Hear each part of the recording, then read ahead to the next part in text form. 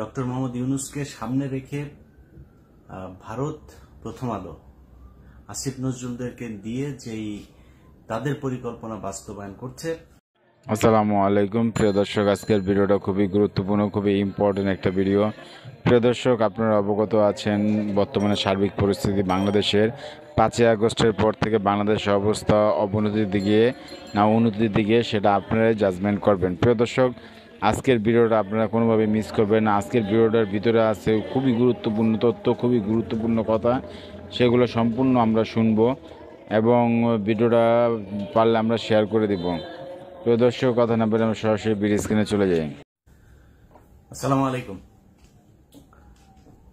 আপনারা এরই মধ্যে বর্তমান যে সরকার, সেই সরকারের যে মনোভাব, সেটা মোটামুটি আমার মনে হয় প্রকাশ পেয়েছে। বিশেষ করে ধরেন সবশেষ যেই ঘটনাগুলো ঘটছে, ডক্টর মোহাম্মদ ইউনূসকে সামনে রেখে ভারত প্রথম আলো আসিফ নজরুলদেরকে দিয়ে যেই তাদের পরিকল্পনা বাস্তবায়ন করছে, সেটার সবচাইতে বড় প্রমাণ হচ্ছে এই ফারুকীর যেই নিয়োগ দেয়া, এবং সেটাকে কেন্দ্র করে সারা দেশে, আমার মনে হয় বাংলাদেশের যত মানুষ এই বিপ্লবের সাথে ছিল, এমনকি আসিফ, নাহিদ, সার্জিস, তারপরে হাসনাত সহ যত সমন্বয়ক যারা এই যুদ্ধের সামনে থেকে ছিল, সবাই এটার ব্যাপারে একমত ছিল যে ফারুকীকে রাখা যাবে না।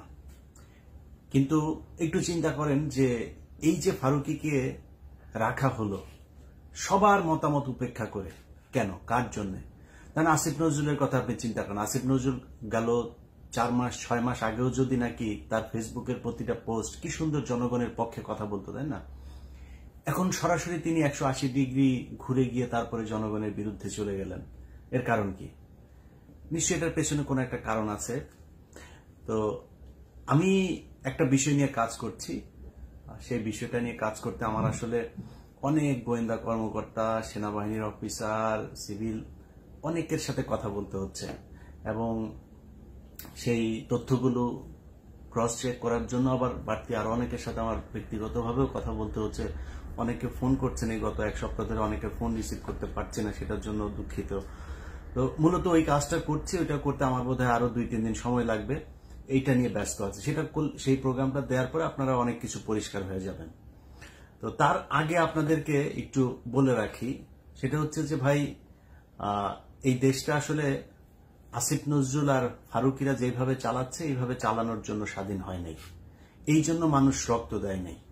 মানুষ যে কারণে রক্ত দিয়েছিল সেটার ব্যাপারে মোটামুটি এখন পর্যন্ত যে এই সরকার কিছু করবে না এবং তারা যে তার উল্টো দিকে যাচ্ছে, সেটা মানে আমি বলবো যে শতভাগ কনফার্ম হয়ে গেছে। যে কারণে যারাই বিপ্লব করেছেন, দেশের মানুষ এককভাবে কারোর উপরে কোনো দেওয়ার এখানে সুযোগ নাই। একজন মা তার সন্তানকে ধাক্কা দিয়ে আপনার পুলিশের হাতে তুলে দিচ্ছে, সে পিঠ চাপড়াচ্ছে যে ইনশাল্লাহ ভালো কিছু হবে, বিজয় হবে। যাকে আটক করা হচ্ছে সে একদম পুলিশের চোখের দিকে চোখ রেখে তারপরে বলে দিচ্ছে ভয় দেখায় লাভ নাই, গুলি করছে, বুক পেতে দিচ্ছে যে আরো গুলি করো। এই আন্দোলনের ভেতরে বাংলাদেশের প্রতিটি মানুষ, সবার এখানে অবদান আছে। অতএব এককভাবে কৃতিত্ব নেওয়ার কিছু নাই, সবাই এখানে ভূমিকা রেখেছে। একমাত্র এই ভারতীয় দালাল আর ওই যে শ্রী কামার কুমার যারা আছে তারা বাদে সবাই এখানে আপনার অবদান ছিল। অতএব এই বিপ্লবের পরে যেভাবে গা ছাড়া দিয়ে তারপরে সবাই মনে করলেন যে বিজয় হয়ে গিয়েছে, ঘরে চলে গেলেন, এইটা হচ্ছে আমাদের সমস্যার সবচেয়ে বড় ভুল ছিল এই জায়গাটা। অতএব এইটা ঠিক করতে হবে। যারা ছাত্ররা আছেন তাদেরকে আমি বলবো, এই যে গত যেই রদবদল হলো, সেখানে মাহফুজ আলমকে আপনার প্রধান উপদেষ্টার বিশেষ সহকারী থেকে সরায় উপদেষ্টা বানায় দেওয়া হলো। নাহিদ ইসলাম, তারপরে আসিফ, তাদেরকেও এখান থেকে সরানোর জন্য নানান ধরনের পায়তারা করা হচ্ছে। বিশেষ কিছু সিদ্ধান্ত নেওয়ার ক্ষেত্রে আসিফ এবং নাহিদ তাদেরকে জানানোই হচ্ছে না। তো এগুলো খুবই অ্যালার্মিং। যে কারণে আমি মনে করি আসিফ, নাহিদ, সার্জিস, হাসনাত সহ যারা এখানে সমন্বয়ক ছিলেন, আন্দোলনে ছিলেন, যেসব রাজনৈতিক, আমি এখানে বিএনপি জামাতকে ছোট করে দেখার কোনো সুযোগ নাই। বিএনপির জামাতের অসংখ্য মানুষ এখানে আপনার এই যুদ্ধে অংশ নিয়েছিল এবং তাদের এই শহীদদের ভেতরে বেশিরভাগই বিএনপি এবং জামায়াতের লোকজন। তো এই যে মানুষগুলোর সবার অবদান, আমি মনে করি এই বিজয়টা তাদের কারণে এসছে। বিজয়টা এই এখন যারা এই যে উপদেষ্টা মণ্ডলীতে আছেন এদের আসলে এই দেশের একমাত্র ডক্টর মোহাম্মদ ইউনূস, ওইদিকে আদিলুর রহমান, আসিফ নজরুল, তার তো কিছু ভূমিকা অবশ্যই ছিল, এখনকার যে ভূমিকা সেটা নিয়ে তো প্রশ্ন আমরা তুলবই। কিন্তু এই মানুষগুলোর কিছুটা আমরা চিনতাম যে এরা আসলে সরকারের বিরুদ্ধে কথা বলছে, ভেতরে কার কি সেটা আমরা জানি না, কিন্তু কথা বলছে অন্তত। এই মানুষগুলোর বাইরে উপদেষ্টাদের নাম আমি আমার মতো একজন মানে এত রাজনীতি নিয়ে আমি বিশ্লেষণ করি, এত এই সোশ্যাল মিডিয়াতে কি হয়, কোথায় কি হচ্ছে, সরকারে এত কিছু নিয়ে আমি আলোচনা করি, আমি নিজে জানি না। বিশ্বাস করেন, আপনি হয়তো মনে করবেন যে আমি ফান করছি, আমি সবগুলো উপদেষ্টার নাম জানি না। তো এটার কারণ হচ্ছে এদের এই দেশে এদের কোনো অবদান নাই এবং এদের কোনো ভূমিকা ছিল না। এরা আওয়ামী লীগের বিরুদ্ধে 15 বছর একটা শব্দ পর্যন্ত লেখেন নাই। তো তাদের কাছে আপনি দেশ তুলে দিবেন? এত রক্ত দিয়েছেন এদের জন্য, অতএব আপনাদেরকে এটা বাধ্য করতে হবে। বাধ্য কিভাবে করবেন? আপনি শিল্পকলা একাডেমি নিয়ে অনেক কথা হচ্ছে না? শিল্পকলা একাডেমিতে আসিফ নজরুল তার বন্ধুকে বসিয়েছেন, আর তার শাশুড়ি ওই মেহের আফরোজ শাওন, তিনি আবার ফেসবুকে পোস্ট করেছেন, দিয়েছেন। আসিফ নজরুল তার নিজের মন্ত্রণালয়ে ফারুকীকে দিয়েছেন। আচ্ছা, নিজের মন্ত্রণালয় ফারুকীকে দেওয়ার পরে এই ফারুকীকে কারা কারা আপনার করছে, ওর নাম কি, চঞ্চল, পলাতক চঞ্চল চৌধুরী, সে অভিনন্দন জানাচ্ছে। মুন্নি শাহ, পলাতক আরেকজন, সে অভিনন্দন জানাচ্ছে।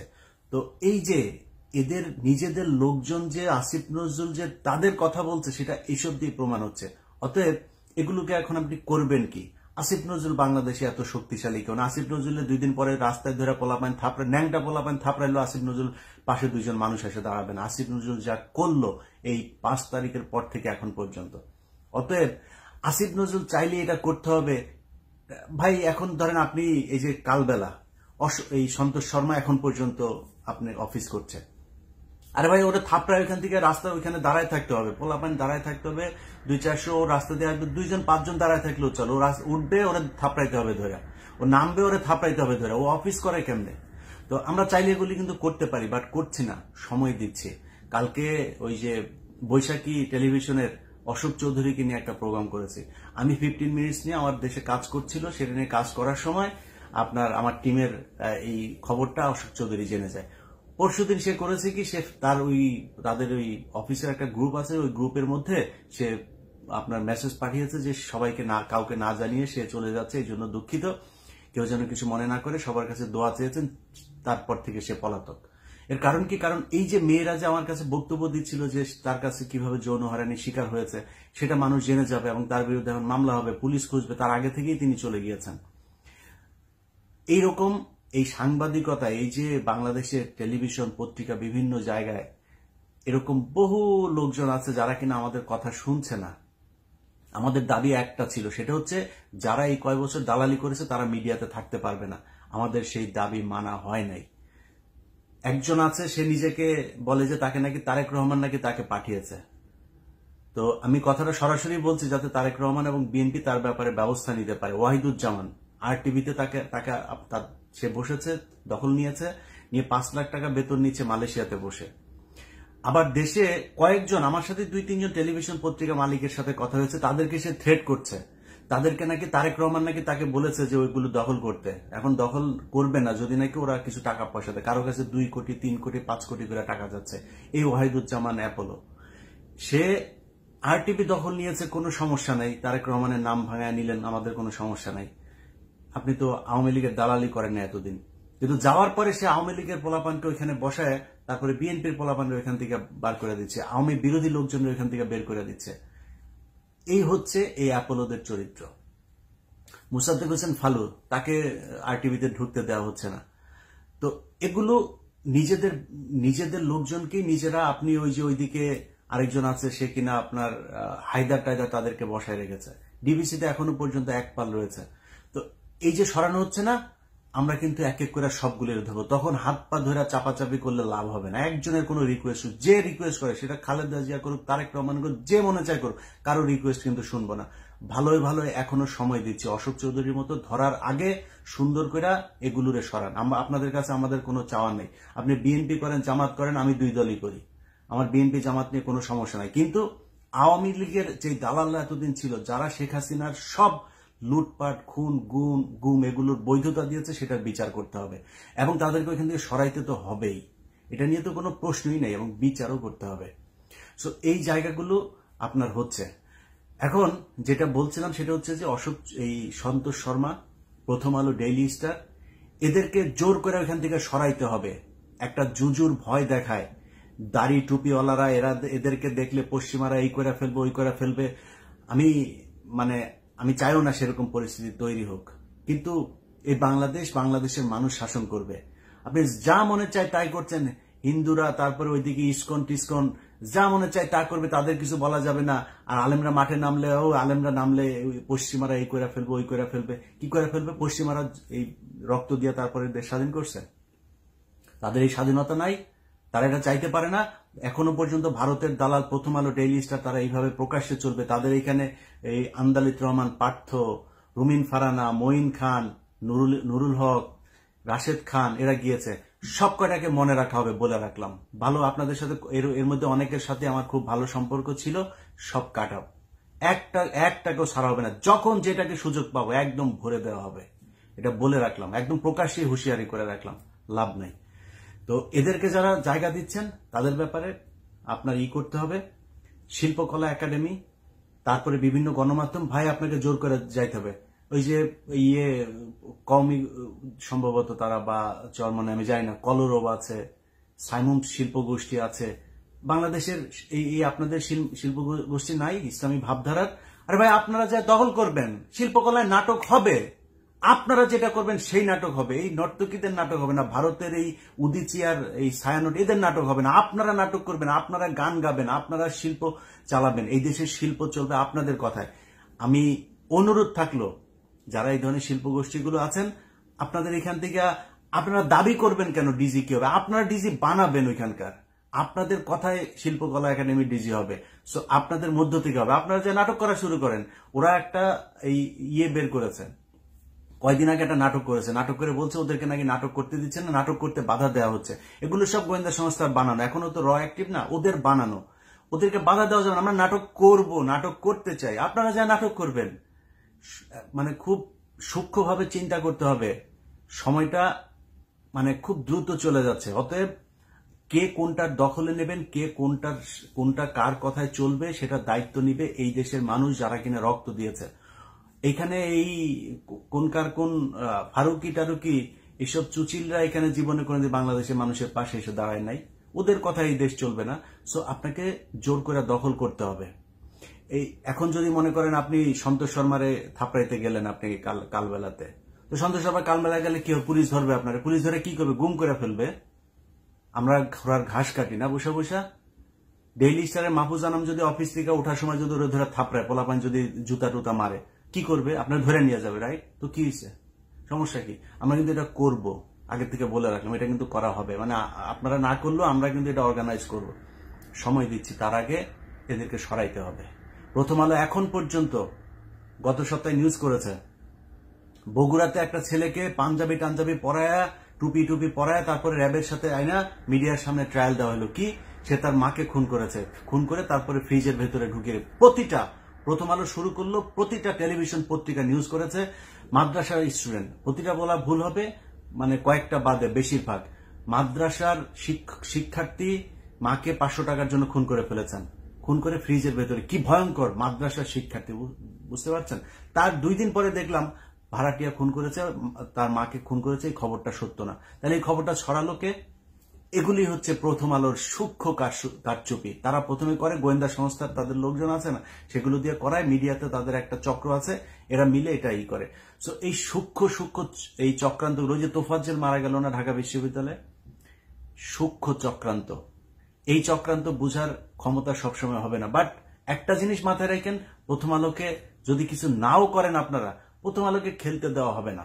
সরকার যতই ইয়ে করতে চান, তার পেছনে দাঁড়াইতে চান, প্রথম আলোর প্রতিটা নিউজকে এই ধরনের কাউন্টার দেওয়া হবে। বাধ্য হয়েছেন না ওইটা বলতে? কেন করেছে জানেন? এইখানে লোক পাঠিয়েছিলাম বগুড়াতে, ওই ছেলের বাসায়। তো আমার ধারণা যে এটা তাদের তো গোয়েন্দা সংস্থা প্রথমে একটা নাটক সাজাইতে গেলে ওইখানে কয়েকদিন পাহারায় থাকে, সেই পরিবারের আশপাশের লোকজনের কিছু বক্তব্য নেওয়ার পরে এই গোয়েন্দা সংস্থা এই নাটকটা আস্তে করে ঘুরে ফেললো, বললো যে না, ওর মাকে খুন করেনি, কারণ বের হয়ে যেত। অতএব প্রথম আলো যতগুলো এইভাবে নাটক সাজাইতে যাবেন সব কটার কাউন্টার দেওয়া হবে। এই আগের মতো টঙ্গিবাদ এইসব বলে নাটক সাজায় মানুষকে হত্যা করবেন, বাংলাদেশের মানুষের বিরুদ্ধে যা কাজ করবেন, এটা করতে দেওয়া হবে না। যাই হোক, আমি আমার কাজ করছি ভাই, আমার জীবন যতদিন থাকবে ততদিন আমি আমার কাজ করে যাব। আপনাদের কাছে অনুরোধ ভাই, এই দেশের, এই বাংলাদেশ আমার কিছু দেখ, বাংলাদেশের কাছ থেকে আমি বিশাল কিছু চাই, আমার কোনো পদ দেন, কিচ্ছু চাই না ভাই, এই দেশটা ভালো থাকুক। কিন্তু সমস্যাটা কোথায় জানেন? মানে প্রতিটা মানুষের ভেতরে দেখলাম এইটা চাই, ওইটা চাই, এই তদবির, ওইটা লাগবে, এইটা লাগবে। ভাই নিজের ছাড়া এই দেশের কথা একটা মানুষ চিন্তা করে না। এই দেশটার জন্য কিছু করেন, চিন্তা করেন। আমি আমার জায়গা থেকে যা করার আমি সারা জীবন ওইটাই করে যাব, আল্লাহ যদি মস্তিষ্ক যদি সুস্থ রাখেন। আপনাদের কাছে অনুরোধ, যা করার জোর করেই করতে হবে, আদায় করে নিতে হবে। আসিফ নজরুল্লাহ আপনাদের কথায় সরকার চালাবে না। আল্লাহ হাফেজ। প্রিয় দর্শক, স্ক্রিনে থাকা ভিডিওটা ইতিমধ্যে আপনারা দেখতে পেরেছেন। ভিডিওটা খুবই গুরুত্বপূর্ণ ছিল। আপনাদের মূল্যবান মতামতগুলো কমেন্ট বক্সে কমেন্ট করে জানিয়ে দিবেন। প্রিয় দর্শক, ভালো থাকবেন, সুস্থ থাকবেন। আপডেট ভিডিও পেতে চাইলে 9 ভিডিওতে চোখ রাখবেন। আল্লাহ হাফেজ।